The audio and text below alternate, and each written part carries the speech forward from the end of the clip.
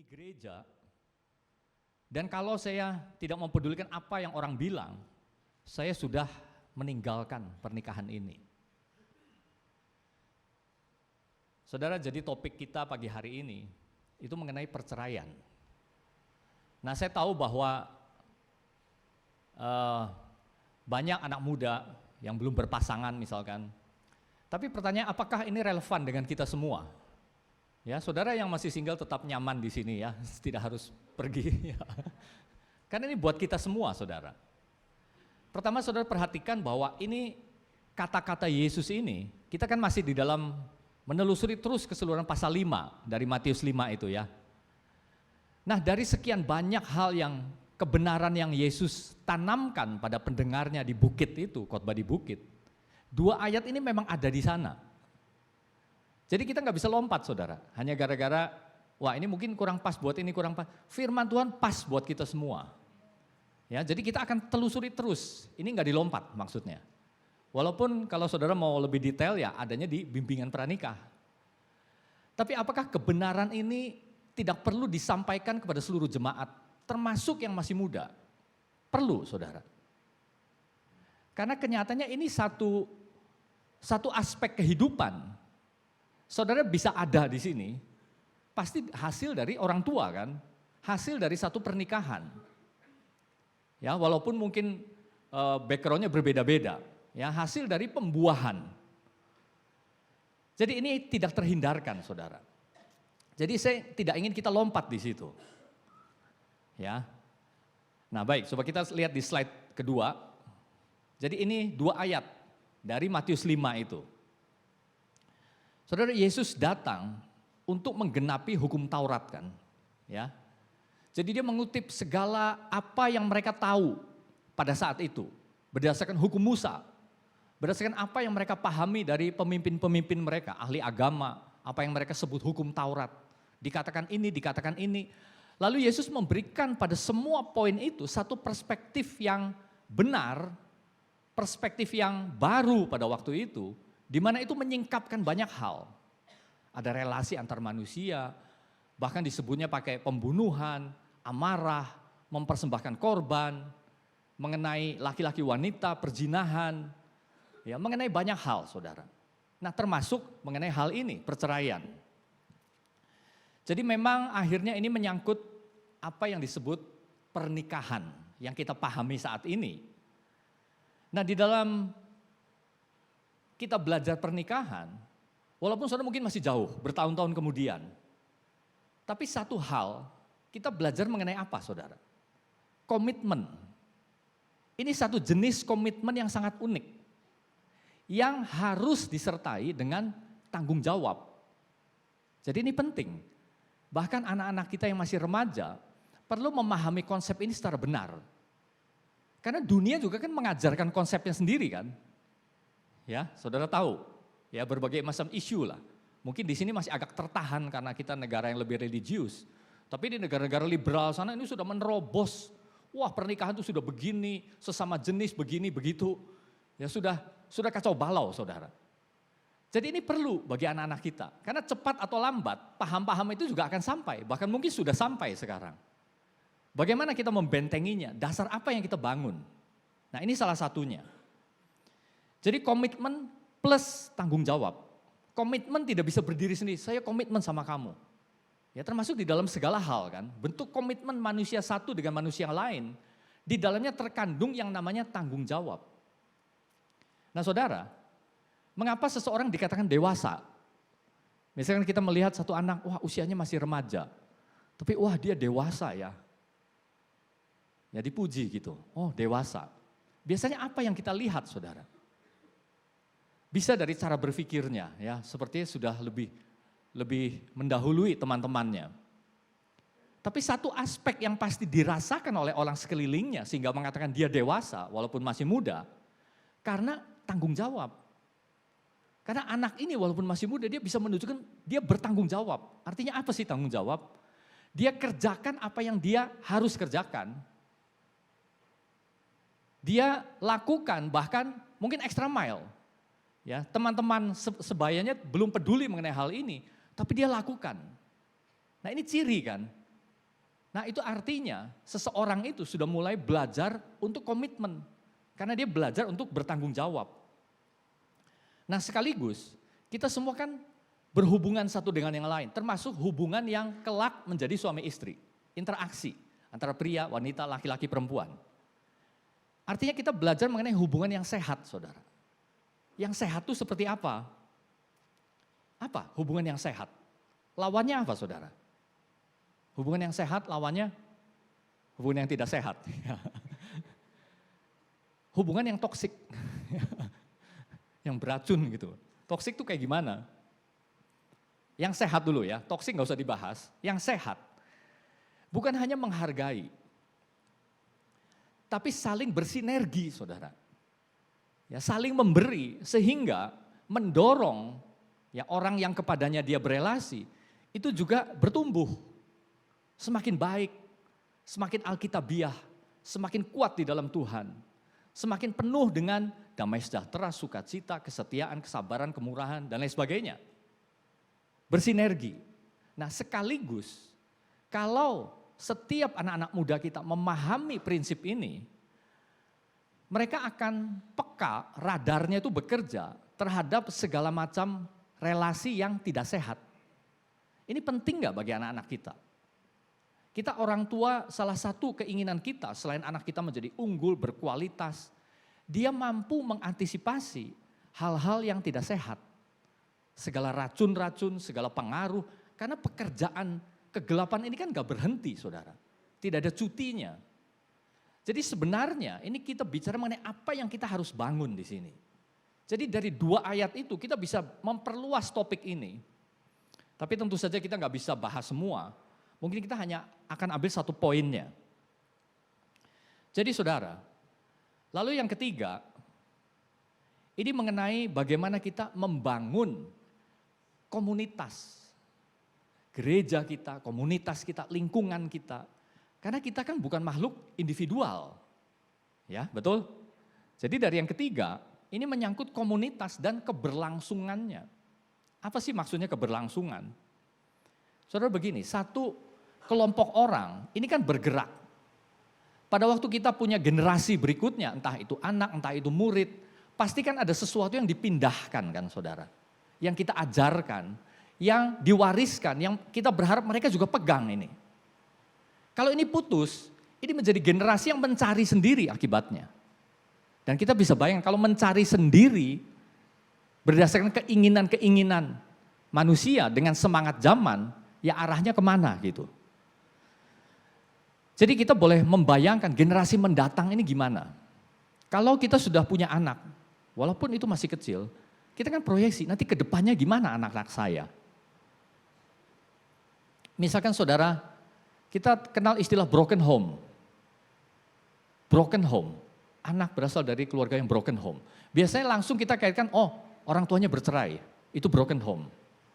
Tapi saudara sebenarnya broken, yang dimaksud broken, itu kan ada di dalam setiap jiwa kita. Hanya skalanya mungkin beda-beda.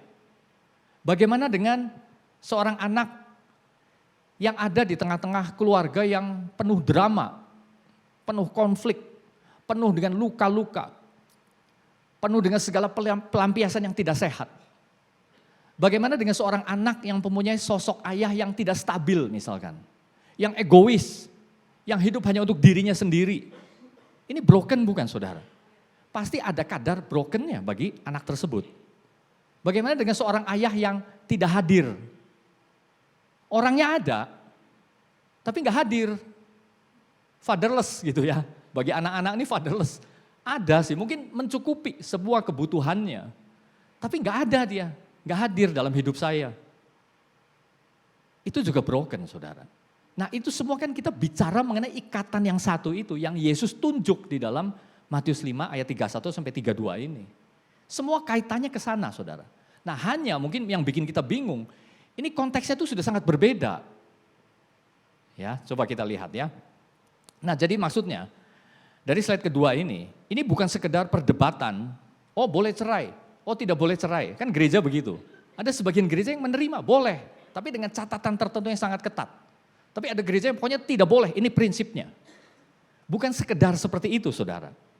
Nah, jadi dengan kita menelusuri walaupun singkat, ini kita masih belajar juga konteksnya gimana. Nah, ini berguna, saudara, ya, di dalam studi kita. Baik, kita lihat di slide 3. Matius 5, 31, 32. Telah difirmankan juga, siapa yang menceraikan istrinya harus memberi surat cerai kepadanya. Tetapi aku berkata kepadamu, setiap orang yang menceraikan istrinya kecuali karena zina, ia menjadikan istrinya berzina. Dan siapa yang kawin dengan perempuan yang diceraikan, ia berbuat zina. Semua orang tahu, kalau lihat 2 ayat ini, oh ini mengenai perceraian. Tapi yang tidak atau jarang mungkin kita lupa sadari, perceraian disebut di sini itu sangat berbeda dengan konteks kita sekarang, saudara. Tata caranya beda, nilai-nilai yang mendasarinya beda, sikonnya berbeda. Cuma katanya sama, bercerai. Jadi pada waktu membaca ayat ini, tanpa kita mempedulikan seperti apa sih sikonnya dahulu, kita langsung berdebat, semuanya memakai cara berpikir kita di zaman kini. Jadi kita miss di situ. Miss apa yang Yesus sedang tekankan sebenarnya. Padahal itu sangat penting. Ya, jadi berbeda. Nah, saudara, kalau kita lihat di ayat 31, telah difirmankan juga, siapa yang menceraikan istrinya harus memberi surat cerai kepadanya. Nah, ini kan mirip kan, surat cerai kan. Saudara, ternyata ini merefer pada Ulangan 24 ayat 1. Ya, ayat di bawahnya ini. Coba saudara baca, mirip enggak? Apabila seorang mengambil seorang perempuan dan menjadi suaminya, dan jika kemudian ia tidak menyukai lagi perempuan itu, sebab didapatinya yang tidak senonoh padanya, lalu ia menulis surat cerai dan menyerahkannya ke tangan perempuan itu, sesudah itu menyuruh dia pergi dari rumahnya, dan selanjutnya dijelaskan apa yang komunitas harus lakukan kepada perempuan ini. Tapi ternyata 24 ayat 1 inilah yang menjadi acuan dari perkataan Yesus yang ada di kepalanya orang-orang Farisi, ahli Taurat, orang-orang ahli agama itu. Lebih jelas di pasal ke-19-nya. Ya. Jadi ternyata bercerainya saudara lihat mirip nggak sama kita sekarang? Seorang suami, dia nggak suka lagi. Ya. Sebab didapatnya tidak senonoh. Saudara, ini bukan bicara perzinahan. Karena kalau perzinahan, aturannya bukan begini. Kalau seorang istri berzina, sudah jelas saudara tahu di dalam perjanjian lama. Jadi nggak dikasih surat cerai, bukan saudara. Ini lebih ringan daripada itu. Intinya sih suaminya udah nggak suka aja.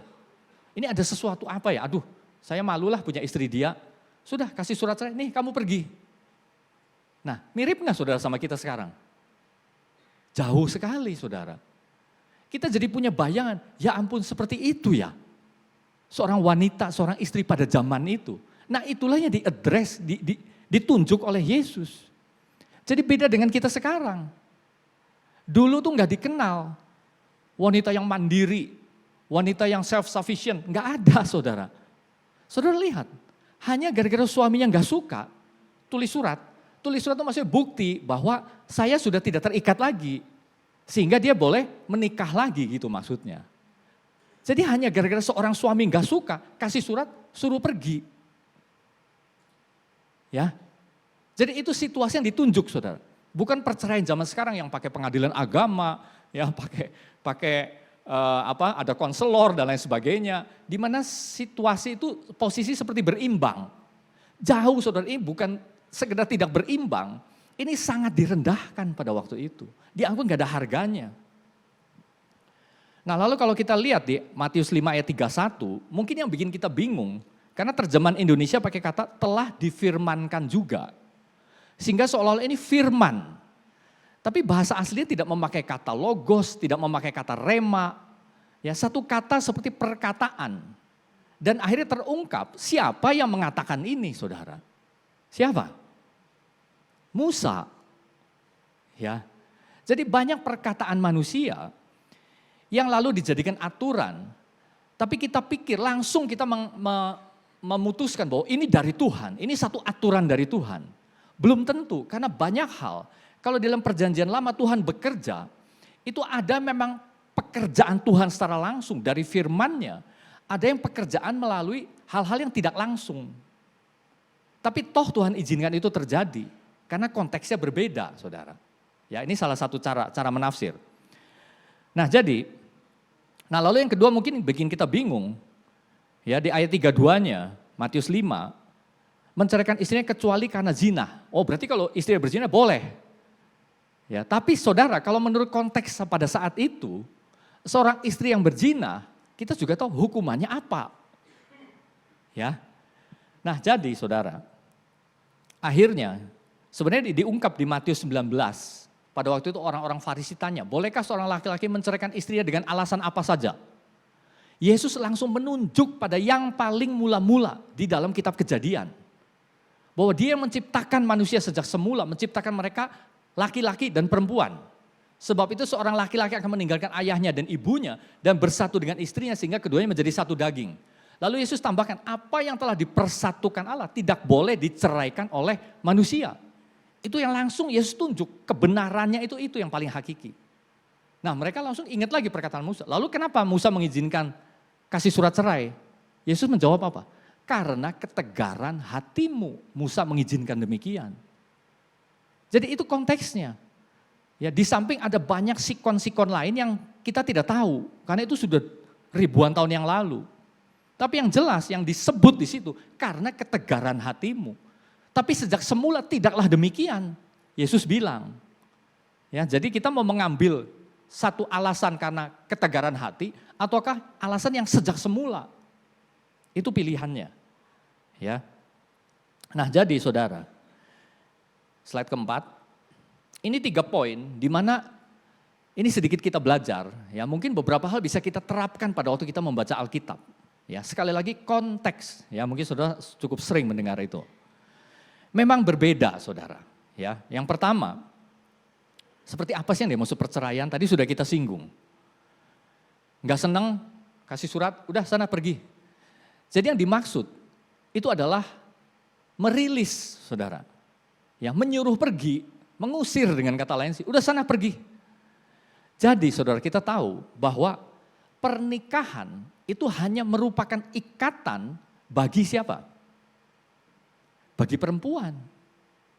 Selama suaminya nggak kasih surat, dia terikat terus. Itu yang dikatakan Paulus waktu dia menjelaskan hukum Taurat.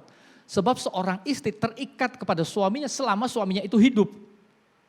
Jadi kalau nggak ada surat ini, dia terikat terus di situ. Apapun nasibnya, apapun perlakuannya, dia nggak bisa pergi.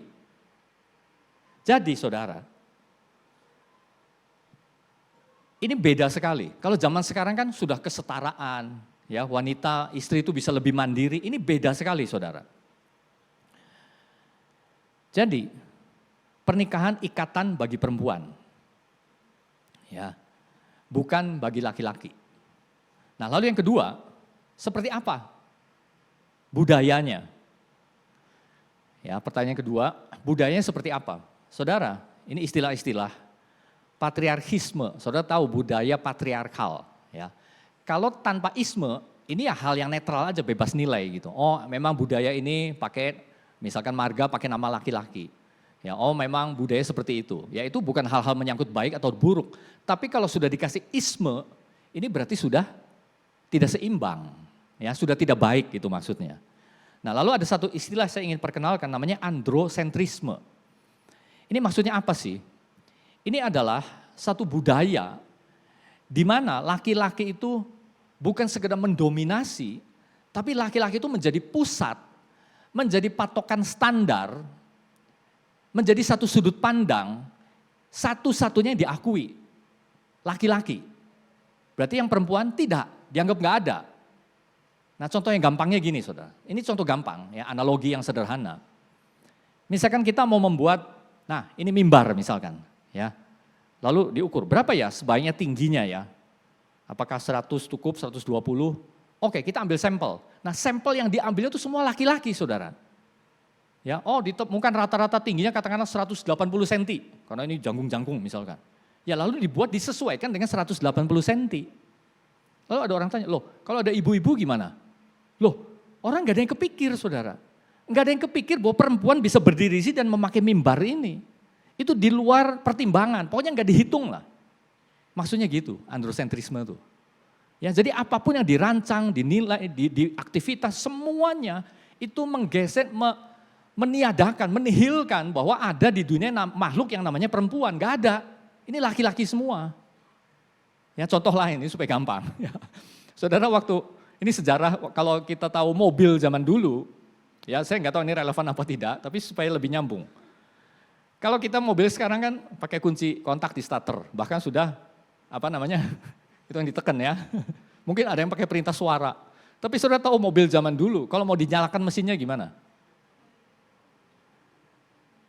Nggak ada yang setua saya ya. Ini dia, Pak Andrew ya tahu.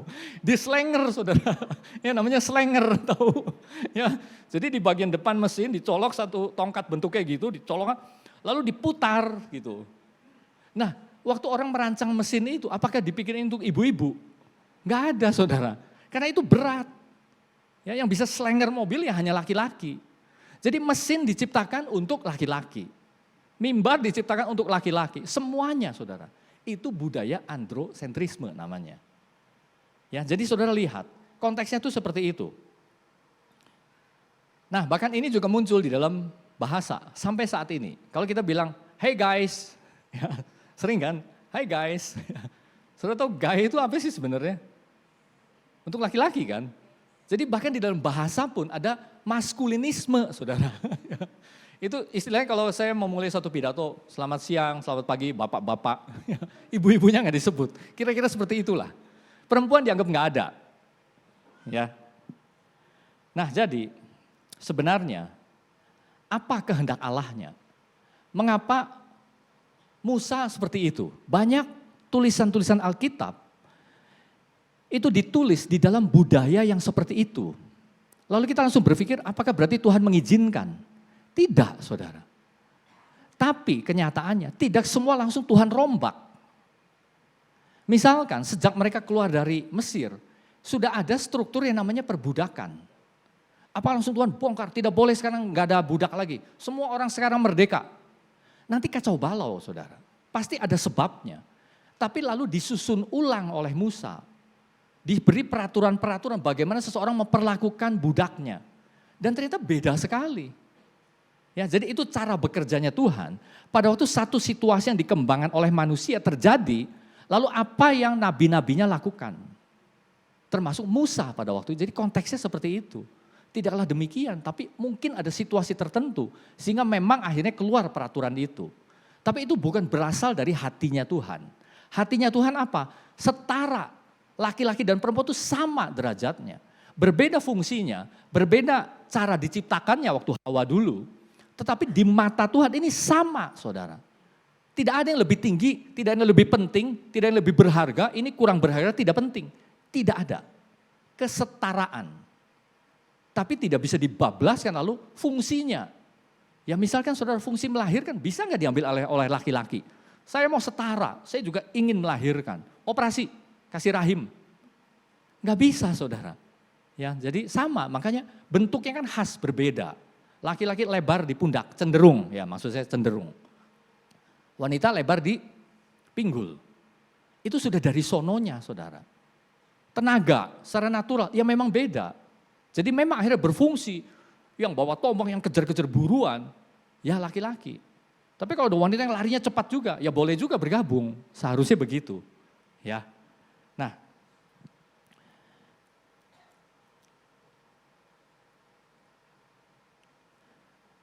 Nah lalu ini yang ketiga, siapa yang menentukan satu pernikahan? Nah ini juga beda saudara, beda sekali. Pada waktu itu yang menentukan pernikahan itu orang tua. Bahkan yang mencarikan juga orang tua, ya kecuali kasus khusus, ya ada Simpson, ada siapa gitu ya. Tapi pada umumnya budaya pada waktu itu harus orang tua. Jadi anak laki-laki ini nggak peduli dia umur 20, umur 25 ya dia mandah aja. Nanti orang tua cari-cari, nih istrimu nikahkan. Nah saudara mau nggak yang masih single digituin? Ya, pokoknya papa mama yang cariin, kamu terima beres. Ya kan enggak, saudara harus cari sendiri. Nah orang tua memberi restu, ya, memberi pertimbangan, menjadi konselor gitu. Ya jadi ini beda sekali saudara, segalanya sangat berbeda. Saudara ingat kasus dan tujuannya juga beda, ya jenis masyarakatnya itu beda saudara. Mengapa sekarang anak-anak muda cari pasangan sendiri nggak mau dicariin, dijodoh-jodohin ya? Karena kalau dulu itu sangat komunal, ya komunal, komunitas masyarakat. Sekarang sangat individual.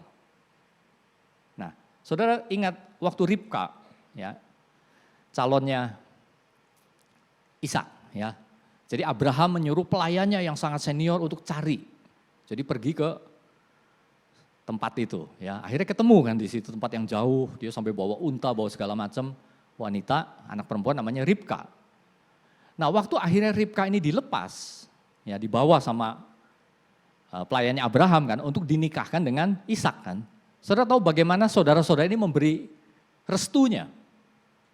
Restunya itu gini, saudaraku, moga-moga engkau menjadi berlaksa-laksa jumlahnya dan moga-moga keturunanmu menduduki kota-kota musuhnya. Doa restunya itu kayak gitu. Semoga engkau nanti menjadi berlaksa-laksa jumlahnya dan keturunanmu menduduki kota-kota musuhnya. Saudara, ada nggak zaman sekarang orang kasih doa restu seperti itu sama pengantin?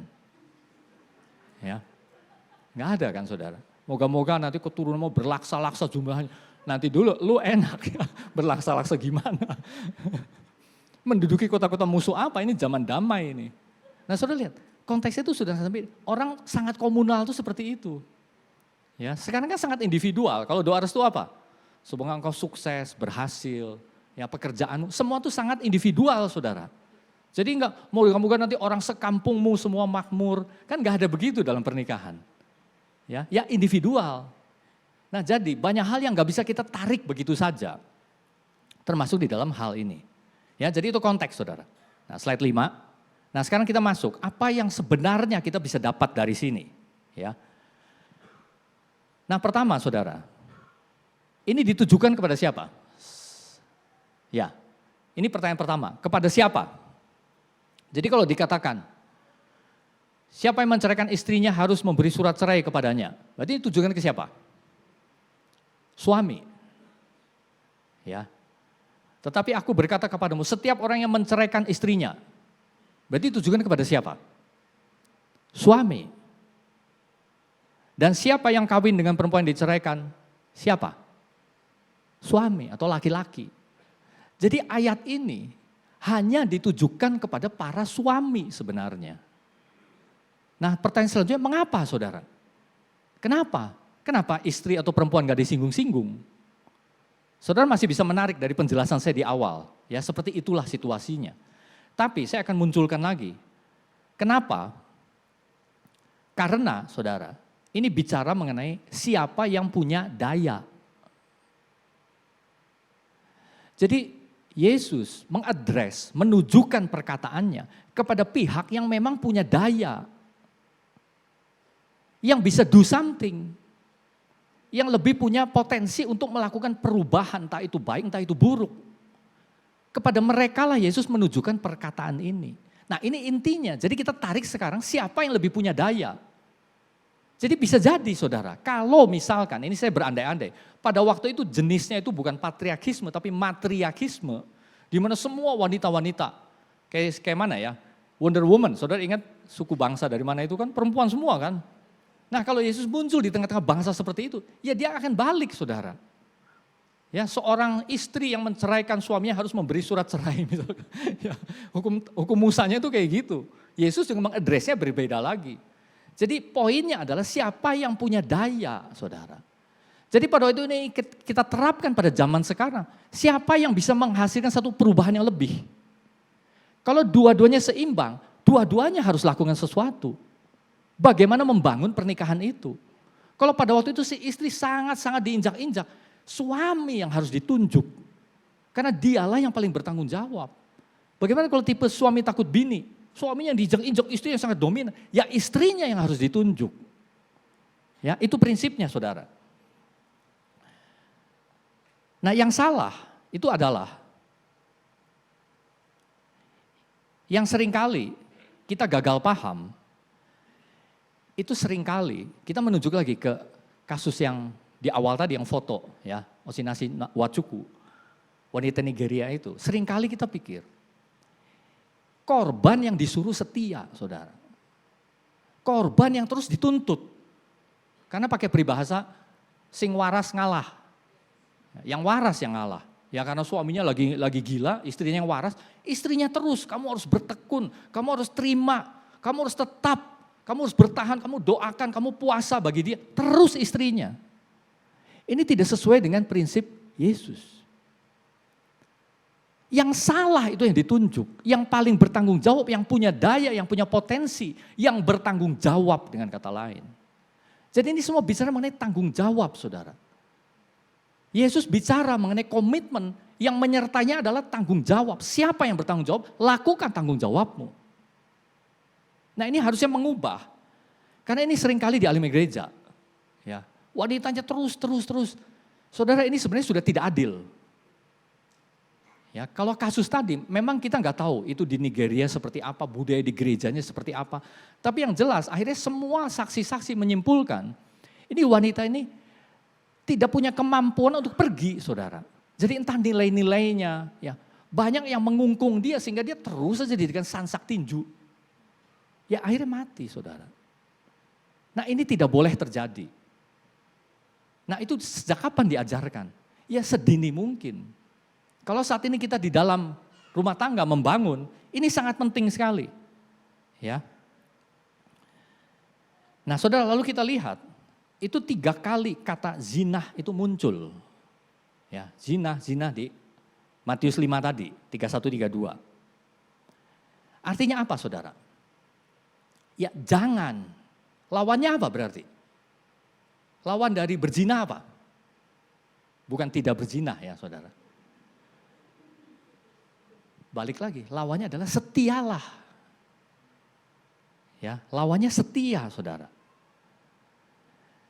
Jadi coba ya, kita berusaha sebentar saja urai. Apa sih penyebab seseorang melakukan perzinahan?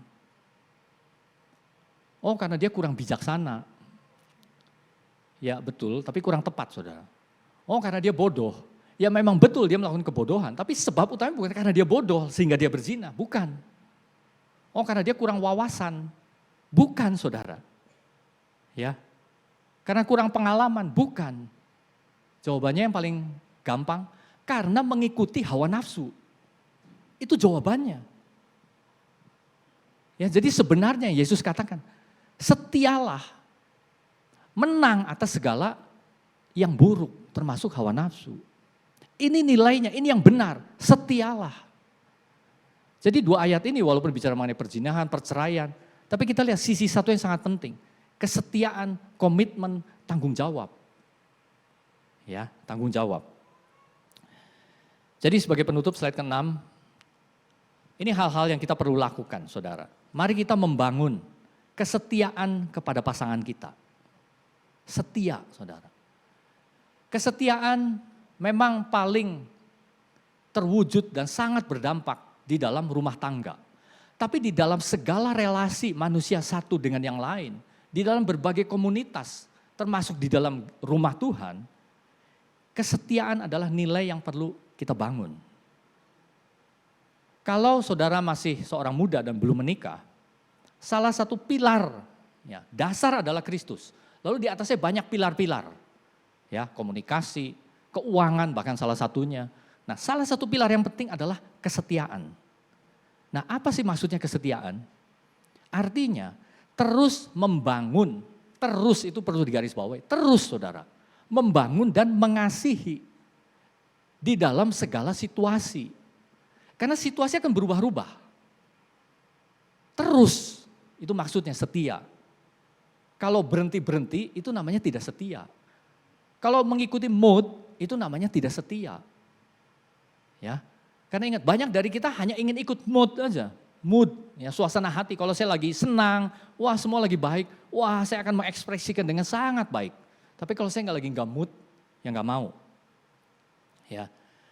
Jadi memang mudah pada waktu masih menggebu-gebu, lagi menjalin hubungan, ya menuju pernikahan, lagi pertunangan misalkan. Atau lagi pengantin baru, wah masih menggebu-gebu. Tapi kesetiaan itu diuji, saudara, pada saat kita merasa lelah misalkan. Ada masalah, ada ini itu masalahnya mungkin dari luar, aduh capek ya. Atau mungkin bosan. Manusia bisa bosan gak saudara? Bisa. Ya coba saudara nonton sinetron terus, bosan kan? Bisa bosan. Atau ada yang lebih menarik, sesuatu yang menarik perhatiannya. Nah itulah waktunya kesetiaan itu diuji dan terus dikerjakan. Nah lalu ini yang penting, ya bahkan bagi saudara-saudara yang belum menikah, pernikahan itu perlu dirawat saudara. Dirawat, ada maintenance-nya. Nah lawannya merawat apa? Bukan tidak merawat ya saudara. Lawannya merawat, ya, ini pelajaran bahasa Indonesia. Menelantarkan. Maksudnya gimana sih menelantarkan? Mendiamkan saudara. Jadi sederhana, mendiamkan. Ya, bagaimana cara menelantarkan? Ya mendiamkan. Contoh, coba saudara punya motor aja. Saudara diamkan, pakai aja terus. Tapi nggak dirawat. Yang terjadi apa? Ya. Jadi benda mati aja harus dirawat. Bagaimana dengan pasangan kita? Ya, jadi harus ada sesuatu yang aktif saudara maksudnya. Bukan pasif, udahlah udah tahu pokoknya saya sayang dia kok. Dia tahu kok, kita kan saling mengasihi. Kita kan sudah menikah. Apalagi ayo kejar fokus yang lain, karir, ya walaupun itu betul saudara, pekerjaan, ya cari uang, itu betul. Tapi lalu yang ininya ditelantarkan, didiamkan. Saudara percaya, hanya tinggal masalah waktu sebelum persoalan itu muncul. Diawali dengan apa? Ya sesuatu yang dull gitu ya, yang tumpul. Aduh gak rasa lagi ya, manis gak sih ini pernikahan nih? Kenapa sih hambar? Aduh bosan ya, aduh capek ya. Nah itu akan muncul saudara. Ya, jadi memang harus ada tindakan, suka tidak suka, mood tidak mood. Ya, itu komitmen. Amin. Jadi ini juga perlu ya bagi yang muda-muda. Seperti itulah. Karena enggak semuanya punya karunia membujang, ya, kecuali saudara punya karunia membujang. Ya, tapi kalau saudara merencanakan, menginginkan pada waktunya akan punya pasangan, ingat prinsip ini. Konteksnya kata-katanya perceraian, tapi di balik itu ada harta yang sebenarnya Yesus ingin tunjukkan. Amin. Nah saudara, kita akan ambil perjamuan kudus. Nah saya akan lakukan khususnya bagi suami istri. Ya kalau istrinya nggak ada di sini ya sudah nggak apa-apa lah ya. Barangkali lagi ada tanggung jawab di bawah misalkan. Tapi kalau pasangan saudara ada di sini, ya silakan saudara lakukan berdua. Ya suami dengan istri. Bagi saudara yang masih single belum, lakukan seperti biasa. Ya tapi artinya saya akan mengambil satu waktu di mana kita akan berdoa khususnya suami istri yang masih single ya berdoa sendiri lalu ambil perjamuan kudus sendiri. Ya, amin. Amin. Oke, kita tutup dulu khotbah kita ya. Bapa, biar Roh Kudus yang terus berkarya di tengah-tengah kami. Karena tidak mudah kami membangun. Apalagi yang kami bangun adalah satu relasi. Apalagi yang kami bangun adalah satu rumah tangga. Kami benar-benar perlu Roh Kudus yang menjadi Tuhan di dalam apa yang kami bangun ini. Rancangan, arsiteknya adalah Engkau ya Tuhan. Kami adalah orang-orang yang mendengar perintah, mendengar suara dari Sang Arsitek Agung, bagaimana kami membangunnya. Mampukan kami Tuhan. Berkatilah setiap pribadi di tempat ini.